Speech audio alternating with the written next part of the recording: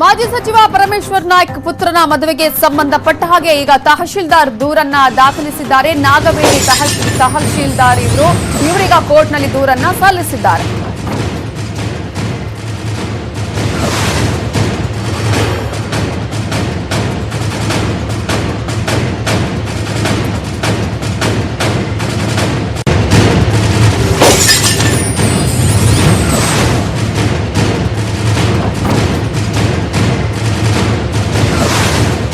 ಅನಂತಪುರ ಜಿಲ್ಲೆಯ ಕಪಾರ್ಲಪಲ್ಲಿಯ ವಧು ಚರಣಿ ಆಂಧ್ರಪ್ರದೇಶದ ಅನಂತಪುರ ಈಗಾಗಲೇ ಕೊರೋನಾ ಹಾಟ್ಸ್ಪಾಟ್ ಆಗಿದೆ. ಅಲ್ಲಿಂದ 300 ಜನ ಈಗ ಕರ್ನಾಟಕಕ್ಕೆ, ಅದರಲ್ಲೂ ಬಳ್ಳಾರಿಗೆ ಮದುವೆಗೆ ಅಂತ ಬಂದಿದ್ರು. ಅನಂತಪುರದಲ್ಲಿ 500ಕ್ಕೂ ಹೆಚ್ಚು ಜನ ಸೋಂಕಿತರಿದ್ದಾರೆ.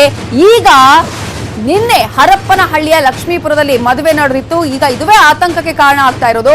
ಹೊರ ರಾಜ್ಯದಿಂದ ಬರೋದಕ್ಕೆ ಡಿಸಿ ಅವಕಾಶ ಹೇಗೆ ಕೊಟ್ರು ಅನ್ನುವಂತಹ ಪ್ರಶ್ನೆ ಕೂಡ ಇದೆ. ಇದೇ ಹಿನ್ನೆಲೆಯಲ್ಲಿ ಈಗ ಎಲ್ಲರೂ ಕೂಡ ನಿನ್ನೆಯಿಂದಲೂ ಈ ವಿಚಾರವನ್ನ ಪ್ರಸ್ತಾಪ ಮಾಡ್ತಾ ಇದ್ದಾರೆ. ಸಾಕಷ್ಟು ಜನ ಇದರ ವಿಚಾರವನ್ನ ಈಗ ಚರ್ಚೆ ಮಾಡ್ತಾ ಇದ್ದಾರೆ. ಜನರಿಗೊಂದು ನ್ಯಾಯನ, ಜನಪ್ರತಿನಿಧಿಗಳಿಗೊಂದು ನ್ಯಾಯನ ಅನ್ನುವಂಥ ನಿಟ್ಟಿನಲ್ಲಿ ಈಗ 1ನೇ JMFC ಕೋರ್ಟ್ನಲ್ಲಿ ದೂರು ದಾಖಲಾಗಿದೆ. ತಹಶೀಲ್ದಾರ್ ನಾಗವೇಣಿ ದೂರನ್ನ ದಾಖಲಿಸಿದ್ದಾರೆ. ಆಂಧ್ರದಿಂದ 300 ಜನ ಮದುವೆಗೆ ಬಂದಿದ್ರು.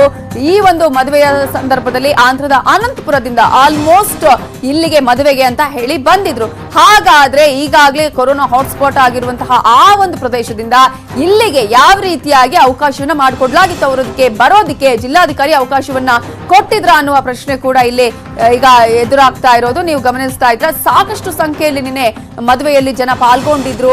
ಅದರಲ್ಲೂ ಕೂಡ ಆರೋಗ್ಯ ಸಚಿವರು, ಹಾಗೇನೆ ಮಾಜಿ CM ಆಗಿರಬಹುದು ಅಥವಾ ಮಾಜಿ ಸಚಿವರು ಎಲ್ಲರೂ ಕೂಡ ಪಾಲ್ಗೊಂಡಿದ್ರು. ಸಾಮಾಜಿಕ ಅಂತರ ಇಲ್ಲ, ಜೊತೆಗೆ ಮಾಸ್ಕ್ ಅನ್ನ ಹಾಕೊಂಡಿರ್ಲಿಲ್ಲ. ಇಂತಹ ಸಂದರ್ಭದಲ್ಲಿ ಹೇಗೆ ಅವಕಾಶವನ್ನ ಕೊಟ್ಟರು? 50 ಜನರಿಗಿಂತ ಮೇಲೆ ಮದುವೆಗೆ ಅವಕಾಶವನ್ನ ಇಲ್ಲ ಮಾರ್ಗಸೂಚಿಯಲ್ಲಿ. ಆದ್ರೆ ಇಲ್ಲಿ ಆಲ್ಮೋಸ್ಟ್ 300 ಜನ ಆಂಧ್ರದಿಂದನೇ ಬಂದಿದ್ದಾರೆ. 500ಕ್ಕಿಂತಲೂ ಹೆಚ್ಚು ಜನ ಮದುವೆಯಲ್ಲಿ ಪಾಲ್ಗೊಂಡಿದ್ದಾರೆ. ಹಾಗಾದ್ರೆ ಜನರಿಗೊಂದು ನ್ಯಾಯ, ಜನಪ್ರತಿನಿಧಿಗಳಿಗೊಂದು ನ್ಯಾಯನ ಅನ್ನುವಂತಹ ಪ್ರಶ್ನೆ ಕೂಡ ಇದೆ. ರೂಲ್ಸ್ ವಿಚಾರವನ್ನ ಕೂಡ ನೋಡಿದ್ರೆ ಅದೇ ರೀತಿಯಾಗಿ ತಹಶೀಲ್ದಾರ್ ಅವರು ಈಗ ಕೋರ್ಟ್ನಲ್ಲಿ ದೂರನ್ನ ದಾಖಲಿಸಿದ್ದಾರೆ. ಒಂದು JMFC ಕೋರ್ಟ್ನಲ್ಲಿ ದೂರು ದಾಖಲಿಸಲಾಗಿದೆ.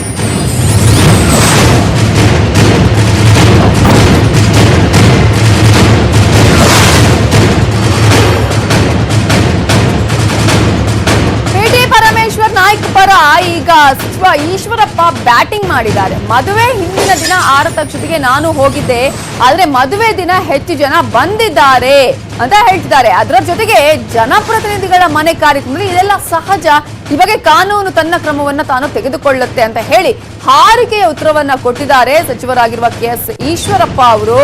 ಮಂತ್ರಾಲಯದಲ್ಲಿ ನಿಯಮ ಉಲ್ಲಂಘನೆ ಮಾಡಿದ ಪ್ರಕರಣಕ್ಕೆ ಸಂಬಂಧಪಟ್ಟ ಹಾಗೆ ಈ ಭಾಗಕ್ಕೆ ಬಂದ್ರೆ ನಾನು ಮಂತ್ರಾಲಯಕ್ಕೆ ಹೋಗ್ತೇನೆ, ನಾನು ಯಾವುದೇ ನಿಯಮ ಉಲ್ಲಂಘನೆ ಮಾಡಿಲ್ಲ ಅನ್ನುವಂತಹ ಸ್ಪಷ್ಟನೆ ಕೊಡುವಂತಹ ಪ್ರಯತ್ನವನ್ನ ಮಾಡಿದ್ರು.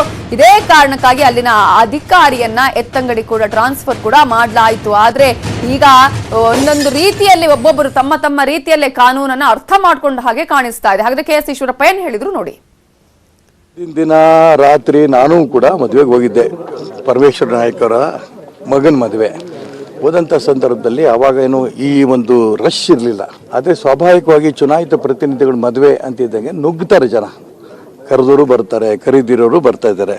ಹಾಗಾಗಿ ಇದು ಇಂಥ ಸಂದರ್ಭದಲ್ಲಿ ಎಷ್ಟರ ಮಟ್ಟಿಗೆ ಅದ್ರ ಬಗ್ಗೆ ಗಮನ ಹರಿಸ್ಬೇಕು, ಮುಂಜಾಗ್ರತೆ ಕ್ರಮ ತಗೋಬೇಕು, ಅದಕ್ಕೆ ಪ್ರಯತ್ನವನ್ನು ನಡೆಸಿದ್ರು. ನಾನು ಮೊನ್ನೆ ಹೋದಂಥ ಸಂದರ್ಭದಲ್ಲಿ ಅಂತರವನ್ನು ಕೂಡ ಕಾಯ್ದಿದ್ರು, ನಾನು ನೋಡಿದ್ದೀನಿ. ನಿನ್ನೆ ನಿಮ್ಮ ಟಿವಿಗಳಲ್ಲಿ ಇವತ್ತಿನ ಪತ್ರಿಕೆಗಳಲ್ಲಿ ನೋಡಿದ್ದೀನಿ. ತುಂಬ ರಶ್ ಆಗಿದೆ, ತುಂಬ ಜನಗಳು ಇಷ್ಟೊಂದು ಯಾಕೆ ನುಗ್ಗು ಬಂದರು ನನಗೂ ಗೊತ್ತಿಲ್ಲ. ಅದ್ರ ಬಗ್ಗೆ ಗೃಹ ಸಚಿವರು ಏನು ಕ್ರಮ ತಗೊಂಡು. ಹಿಂದಿನ ದಿನ ರಾತ್ರಿ ನಾನು ಕೂಡ ಮದುವೆಗೆ ಹೋಗಿದ್ದೆ. ಪರಮೇಶ್ವರ ನಾಯ್ಕ್ ಅವರ ಮಗನ ಮದುವೆ ಹೋದಂಥ ಸಂದರ್ಭದಲ್ಲಿ ಅವಾಗೇನು ಈ ಒಂದು ರಶ್ ಇರಲಿಲ್ಲ. ಆದರೆ ಸ್ವಾಭಾವಿಕವಾಗಿ ಚುನಾಯಿತ ಪ್ರತಿನಿಧಿಗಳ ಮದುವೆ ಅಂತಿದ್ದಂಗೆ ನುಗ್ತಾರೆ ಜನ, ಕರೆದವರು ಬರ್ತಾರೆ, ಕರೀದಿರೋರು ಬರ್ತಾ ಇದ್ದಾರೆ. ಹಾಗಾಗಿ ಇದು ಇಂಥ ಸಂದರ್ಭದಲ್ಲಿ ಎಷ್ಟರ ಮಟ್ಟಿಗೆ ಅದ್ರ ಬಗ್ಗೆ ಗಮನ ಹರಿಸ್ಬೇಕು, ಮುಂಜಾಗ್ರತೆ ಕ್ರಮ ತಗೋಬೇಕು, ಅದಕ್ಕೆ ಪ್ರಯತ್ನವನ್ನು ನಡೆಸಿದ್ರು. ನಾನು ಮೊನ್ನೆ ಹೋದಂಥ ಸಂದರ್ಭದಲ್ಲಿ ಅಂತರವನ್ನು ಕೂಡ ಕಾಯ್ದಿದ್ರು, ನಾನು ನೋಡಿದ್ದೀನಿ. ನಿನ್ನೆ ನಿಮ್ಮ ಟಿವಿಗಳಲ್ಲಿ ಇವತ್ತಿನ ಪತ್ರಿಕೆಗಳಲ್ಲಿ ನೋಡಿದ್ದೀನಿ.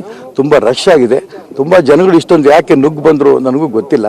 ಅದ್ರ ಬಗ್ಗೆ ಗೃಹ ಸಚಿವರು ಏನು ಕ್ರಮ ತಗೊಂಡು.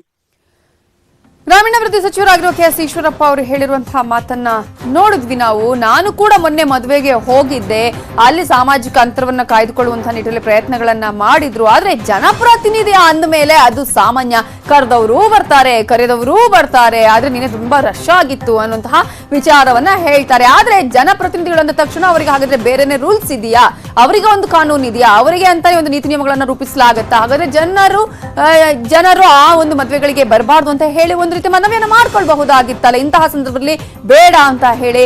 ಆದ್ರೆ ಇದ್ಯಾವುದಕ್ಕೂ ಕೂಡ ಜನಪ್ರತಿನಿಧಿಗಳು ತಲೆ ಕೆಡಿಸಿಕೊಂಡ ಹಾಗೆ ಕಾಣಿಸ್ತಾ ಇಲ್ಲ. ರೂಲ್ಸ್ ಇರೋದೇ ಬ್ರೇಕ್ ಮಾಡೋ ತರ ಅನ್ನುವ ರೀತಿಯಲ್ಲಿದ್ದಾರೆ. ಬಳ್ಳಾರಿ ಎಸ್ಪಿ ಆಗಿರುವಂತಹ ಸಿ.ಕೆ. ಬಾಬಾ ಅವರು ನಮ್ಮ ಜೊತೆ ಈಗ ಫೋನ್ ಸಂಪರ್ಕದಲ್ಲಿದ್ದಾರೆ. ನಮಸ್ತೆ.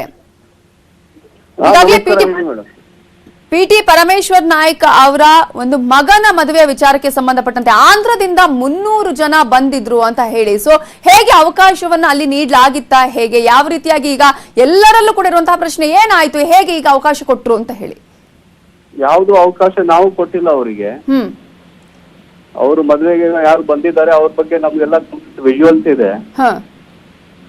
ಆಮೇಲೆ ಅವ್ರ ಮೇಲೆ ಕಾನೂನು ಕ್ರಮ ತಗೊಂತಾ ಇದ್ದೀವಿ. ಓಕೆ, ಯಾವ ರೀತಿಯಾಗಿ ಈಗಾಗಲೇ ಏನಾದ್ರೂ ಕೇಸ್ಗಳನ್ನ ಫೈಲ್ ಮಾಡಲಾಗಿದೆಯಾ, ಹೇಗೆ ಎಫ್ಐಆರ್ ಹಾಕಲಾಗಿದೆಯಾ, ಹೇಗೆ? ನಾವು ಒಂದು ಸಲ ತನಿಖೆ ಪ್ರಾರಂಭ ಆದ ನಂತರ ಅದ್ರ ಬಗ್ಗೆ ಮಾತಾಡೋದು ಸೂಕ್ತವಾಗಲ್ಲ.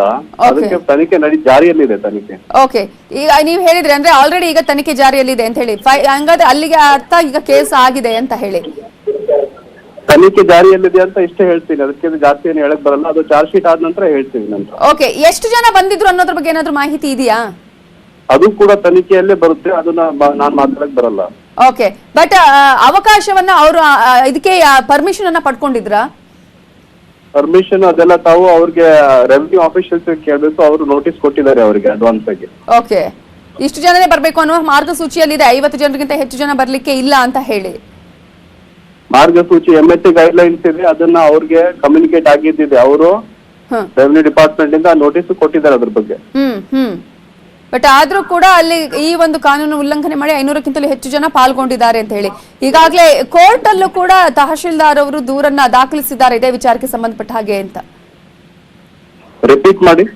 ಕೋರ್ಟ್ ಅಲ್ಲಿ ತಹಶೀಲ್ದಾರ್ ನಾಗವೇಣಿ ಅವರು ದೂರನ್ನ ದಾಖಲಿಸಿದ್ದಾರೆ ಇದೇ ವಿಚಾರಕ್ಕೆ ಸಂಬಂಧಪಟ್ಟ ಹಾಗೆ ಅಂತ. ಅವ್ರ ಬಗ್ಗೆ ನಾನು ಕಮೆಂಟ್ ಮಾಡೋದು ಸೂಕ್ತವಿಲ್ಲ, ತಾವು ಅವ್ರಿಗೆ ಕೇಳಬಹುದು. Okay, thank you C. K Baba news 18 ಜೊತೆ ಮಾತನಾಡಿದಕ್ಕಾಗಿ. ಈಗಾಗಲೇ ತನಿಖೆಯ ಹಂತದಲ್ಲಿದೆ, ಈಗಾಗಲೇ ತನಿಖೆಯನ್ನ ಮಾಡ್ತಾ ಇದೀವಿ. ತನಿಖೆಯ ಹಂತದಲ್ಲಿ ನಾವು ಮಾತನಾಡೋದಕ್ಕೆ ಸರಿ ಆಗೋದಿಲ್ಲ, ಬಟ್ ಅವರಿಗೆ ಈಗಾಗಲೇ ಏನು ಮಾರ್ಗಸೂಚಿ ಇದೆ, MHA ಗೈಡ್ಲೈನ್ಸ್ ಏನಿದೆ ಅದನ್ನ ನಾವು ಆಲ್ರೆಡಿ ಕೊಟ್ಟಿದ್ವಿ. ಅದರ ಪ್ರಕಾರ ಕಾನೂನಿನ ರೀತಿಯಾಗಿ ಅವರು ನಡೆದುಕೊಂಡಿಲ್ಲ ಅನ್ನುವಂತಹ ವಿಚಾರವನ್ನ ಅಲ್ಲಿನ ಎಸ್ಪಿ ಬಾಬಾ ಅವರು ಈಗ ಮಾಹಿತಿಯನ್ನ ಕೊಟ್ಟಿದ್ದಾರೆ.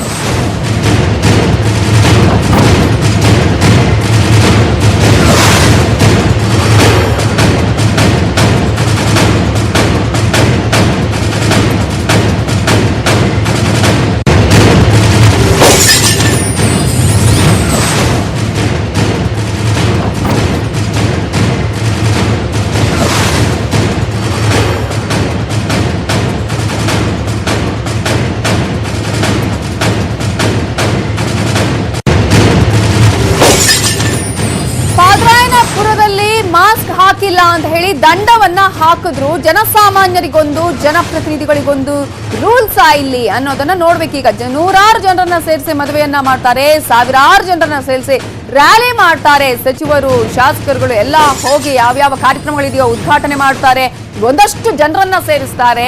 ಆದ್ರೆ ನಿನ್ನೆ ಪಾದರಾಯನಪುರದಲ್ಲಿ ಮಾಸ್ಕ್ ಹಾಕಿಲ್ಲ ಅಂತ ಹೇಳಿ ದಂಡವನ್ನ ಹಾಕಿದರೆ. ಹಾಕಬಾರ್ದು ಅಂತ ನಾವು ಹೇಳಲ್ಲ, ಆದ್ರೆ ಎಲ್ರಿಗೂ ರೂಲ್ಸ್ ಫಾಲೋ ಆಗ್ಬೇಕು ಇಲ್ಲಿ ಅನ್ನುವಂಥದ್ದು ನಮ್ಮ ಒಂದು ಆಶಯ ಇಲ್ಲಿ. ಯಾಕಂದ್ರೆ ಜನಸಾಮಾನ್ಯರು ಫಾಲೋ ಮಾಡ್ತಾ ಇಲ್ಲ ಅಂತ ಹೇಳಿ ಅವರನ್ನ ದಂಡ ವಿಧಿಸೋದು, ಆ ನಂತರ ಜನಪ್ರತಿನಿಧಿಗಳವರು ಅವರಿಗೆ ಅವರ ಕಾರ್ಯಕ್ರಮಗಳಲ್ಲಿ ಇದೆಲ್ಲ ಸಹಜ ಅಂತ ಹೇಳೋದು ಎಷ್ಟರ ಮಟ್ಟಿಗೆ ಸರಿ? ಮಾಸ್ಕ್ ಹಾಕದವರಿಗೆ 100 ರೂಪಾಯಿ ದಂಡವನ್ನ ವಿಧಿಸಲಾಗಿತ್ತು. ಇಡೀ ರಾಜ್ಯದಲ್ಲಿ ಮಾಸ್ಕ್ ಇಲ್ಲದವರು ದಂಡ ಕಟ್ಟಲೇಬೇಕು ಅಂತ ಹೇಳಿ. ಜನಸಾಮಾನ್ಯರು ಮಾತ್ರ ರೂಲ್ಸ್ ಅನ್ನ ಫಾಲೋ ಮಾಡಬೇಕು, ಆದ್ರೆ ಜನಸಾಮಾನ್ಯರ ಸಣ್ಣ ಮರೆಯೂ ಕೂಡ ದಂಡಕ್ಕೆ ಆಹ್ವಾನ ಆಗತ್ತೆ. ಜನಪ್ರತಿನಿಧಿಗಳ ದೊಡ್ಡ ಪ್ರಮಾದಕ್ಕೂ ಹಾಗಾದ್ರೆ ಯಾವುದೇ ಕ್ರಮ ಇಲ್ಲ, ಏನೂ ಕ್ರಮ ತೆಗೆದುಕೊಳ್ತಾ ಇಲ್ವಾ?